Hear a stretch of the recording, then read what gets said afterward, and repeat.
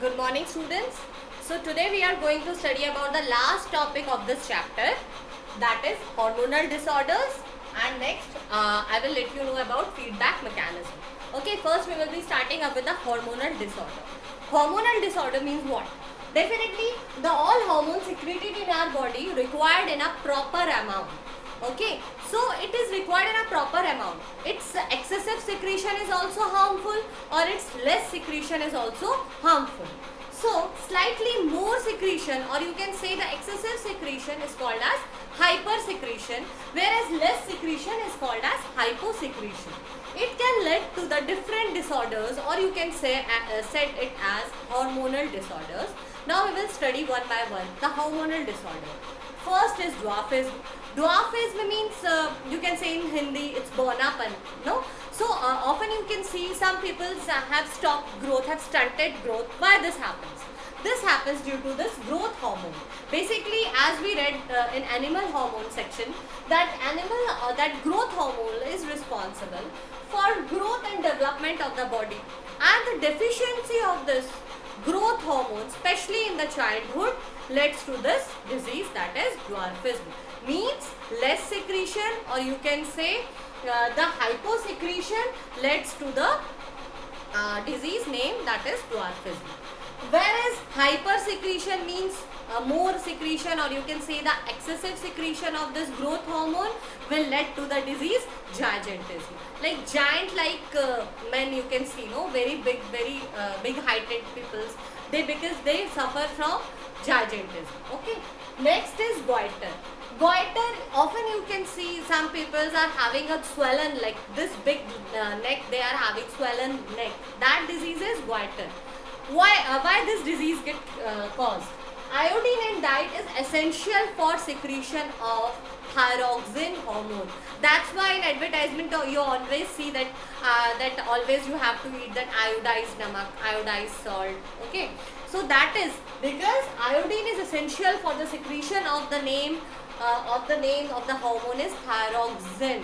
Okay, so in case iodine is deficient in some person's diet, if somebody is not taking iodine in a proper amount, then definitely the thyroxine hormone will not secrete in a proper amount, and the less secretion of this iodine or the less secretion of this thyroxine hormone led to the possibility of causing goiter, or you can say that swollen neck.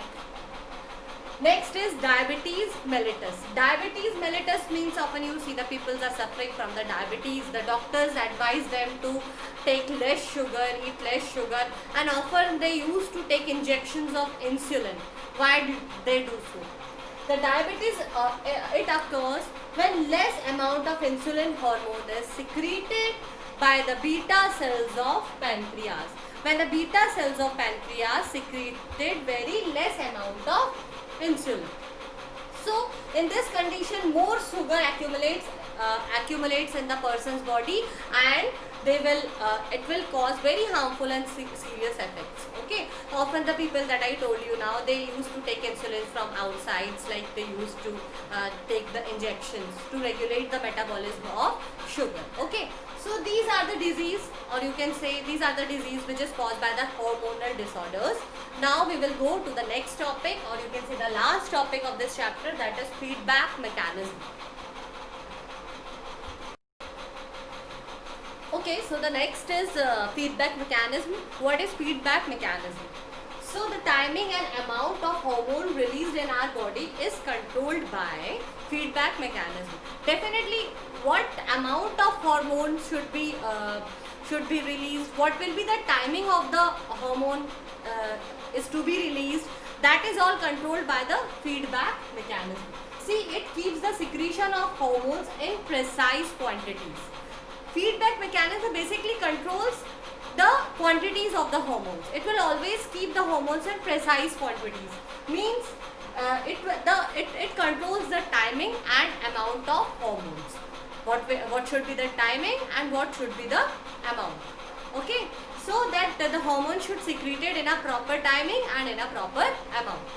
So now I am just explaining you by giving an example. If the sugar level in the blood rises, they are detected by the beta cells of pancreas. If a person is eating more and more sweets, or so automatically what will happen? The sugar level in the blood rises up, and it will get detected by the beta cells of pancreas, which responds by producing more insulin, and due to the production of insulin, it regulates the sugar level. So how do it takes place? Definitely the blood sugar level falls and insulin secretion is automatically. After some time you see that when the blood sugar level falls, automatically the secretion of insulin is reduced.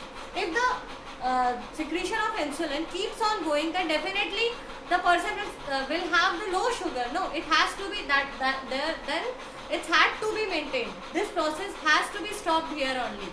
Once a sugar level of your body fall down, it has to get stopped. Insulin secretion has to get stopped.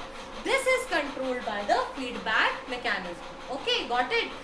A person is eating sweets, and when the sugar level goes raise up in its body, then the secretion of insulin will take place, and after the sugar level lower down, automatically the insulin secretion gets stopped there.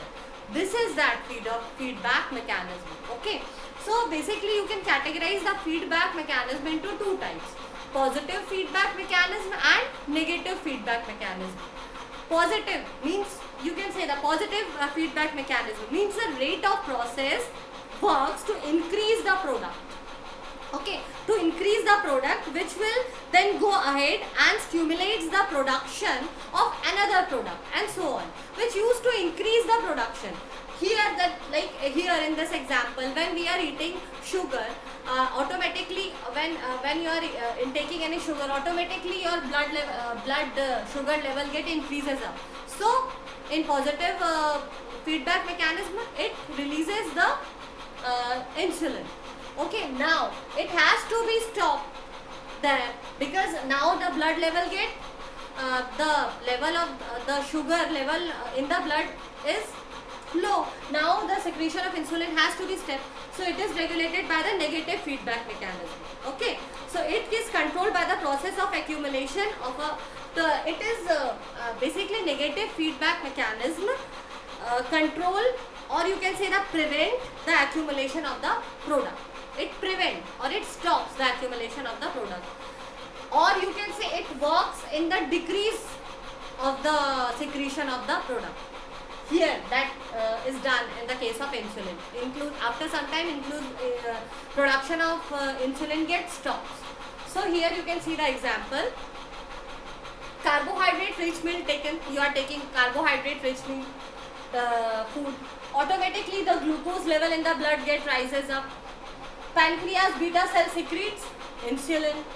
Insulin stimulates cell to take up glucose. Now the glucose level falls in the blood. Insulin regulated the amount of sugar in your blood.